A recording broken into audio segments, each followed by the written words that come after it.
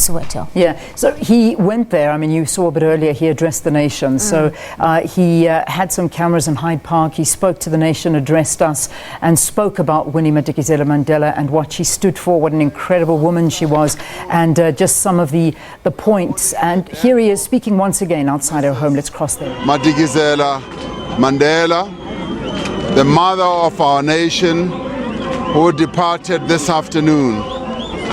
There's been an outpouring of grief and sadness when this news started spreading around the country.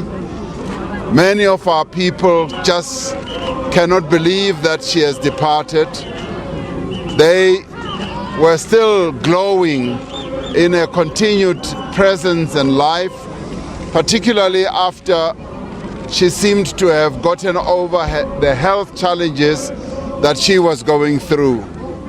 Now she's gone, and in a funny sort of way, the nation was ill prepared for her early departure, and people are grieving very, very deeply.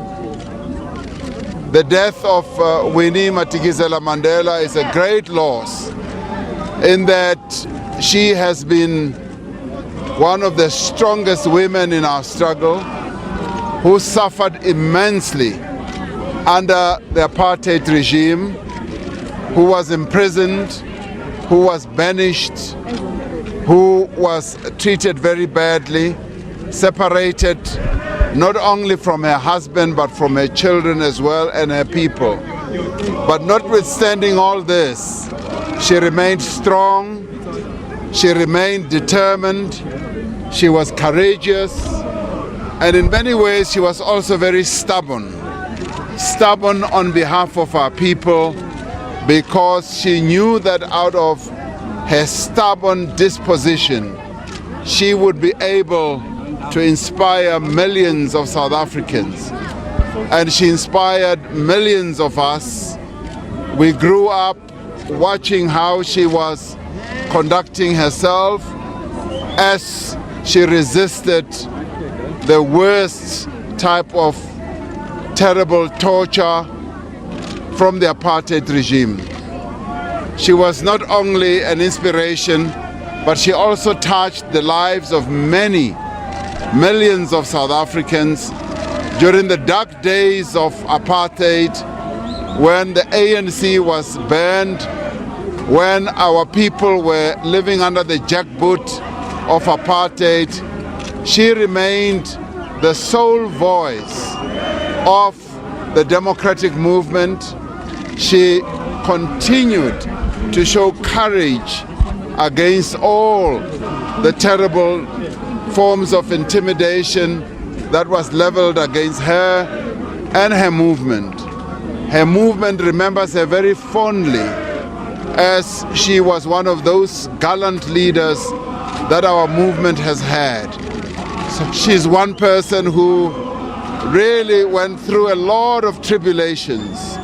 If there's anyone who suffered as much as Nelson Mandela did, she did outside prison. She suffered immensely, and today her departure is a real loss.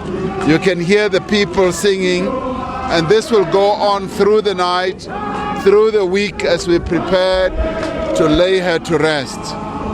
So we, as South Africans, are all in mourning right across the nation. And Winnie Mandela, in many ways, was also a unifier. She had this great ability of uniting so many South Africans across the color line and across the political line as well.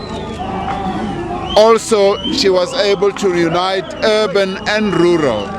Having been born in the rural areas of our country, she was able to represent the views and the aspirations of both the rural people as well as the urban people, oppressed people in our country.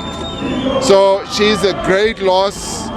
It is going to be very difficult for the nation to really sustain itself until we bury her. There's going to be a lot of heartache throughout the nation.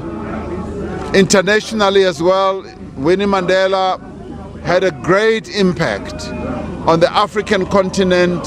She's fondly remembered as a very gallant and brave person. And in the international arena, she's also greatly remembered by many people in the anti-apartheid movement, because she was the beacon that many people in the international world looked forward to. And she was one of those who knew that apartheid would be defeated, and that spurred her on an ongoing basis, even when people would have thought that she would weaken, she would buckle under.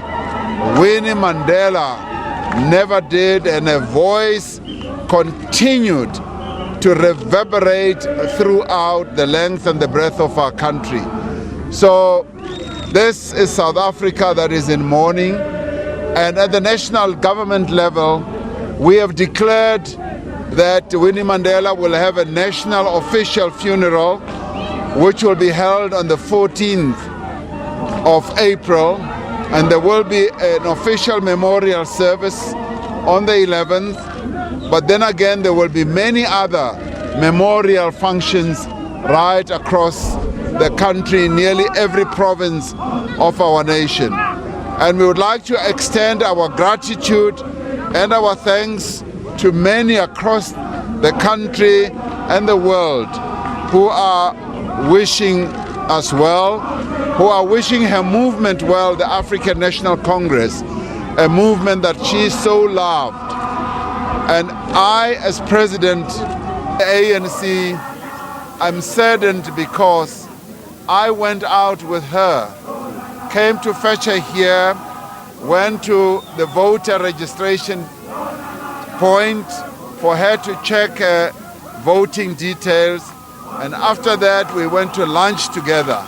So my last lunch with Winnie Mandela was the most memorable one here in Vilakazi Street, and I sat next to her and I was overjoyed when I saw her enjoying her meal, enjoying her company, and the people around, as well as the new restaurant where we were eating. And let me say that the few businesses that were established in Vilakazi Street were established out of her inspiration. She inspired a lot of the business people who are now doing business in this iconic real estate location in the world, where 2 Nobel Peace Prize winners have their homes. She inspired that Vilakazi Street should be what it is today. So even the traders in Vilakazi Street will mourn her death, will remember her very fondly. Winnie Mandela, lastly, leaves a huge legacy. And as we say in African culture, a gigantic tree has fallen. And this is the Winnie Mandela tree that provided shade for the people of South Africa, for the people who were in struggle. They used to run under this tree for refuge, for shade, and for security. That is what Winnie Mandela provided to the millions of people in our country. We are sad that this tree has finally fallen. Thank you very much. Okay, Thank you. Before we go, we're going to allow Zonda Mandela on behalf of the family to say a word or two. Okay. Good evening to you all. Those that are here with us, the South African community, the international community. You have to speak up because of the noise. Honorable President, from the family and everyone that is here with us today, we thank you for your powerful and very meaningful words. Your sincere gesture to Winnie, the late Winnie, is a heartfelt one, and we thank you. Ours is really to be very simple.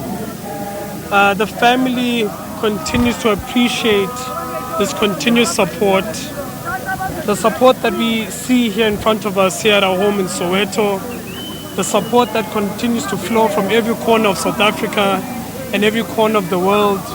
We thank you. We just hope and we pray that during this time, people continue to support the family and people continue to allow us the time to consolidate our efforts together as a family and the many stakeholders that are around here today, so that we can ensure that our grandmother, Umakulu Winnie, has the send-off that she deserves. We thank you as always from our family. Habangash. No, thank you very much. Well, there you have it from the president of the country as well as from the family. Really appreciating the words of support that has been pouring in from all across the country. I was hoping that we could speak to the Premier. Let's just quickly see if we can get the Premier of the province, or we can actually try and see whether we can get Minister Nomvula Mokonyane as well. As you remember that Minister Nomvula Mokonyane, a woman who's also been vaguely but very much inspired by Winnie Mandela, who has been a fighter within the ANC. If you remember that Nomvula Mokonyane as well, while they were in Kagiso in the West Rand of this province, she remained inspired, and just hoping to see whether we can have a quick word with her. Well, they seem to have gone back, but as soon as we do get a moment to speak to Mayor Nomvula Mokonyane, we'll certainly cross over back to the studio. But of course, we've heard the words there from the president of the country. The 14th of April, that is the day that South Africans will say their final goodbyes to what the president of the country describes as a gigantic tree that has fallen, a tree that many South Africans had sought refuge under during the apartheid days, during the struggle of the apartheid days. Let me just quickly try and bring in our political editor, acting political editor in here.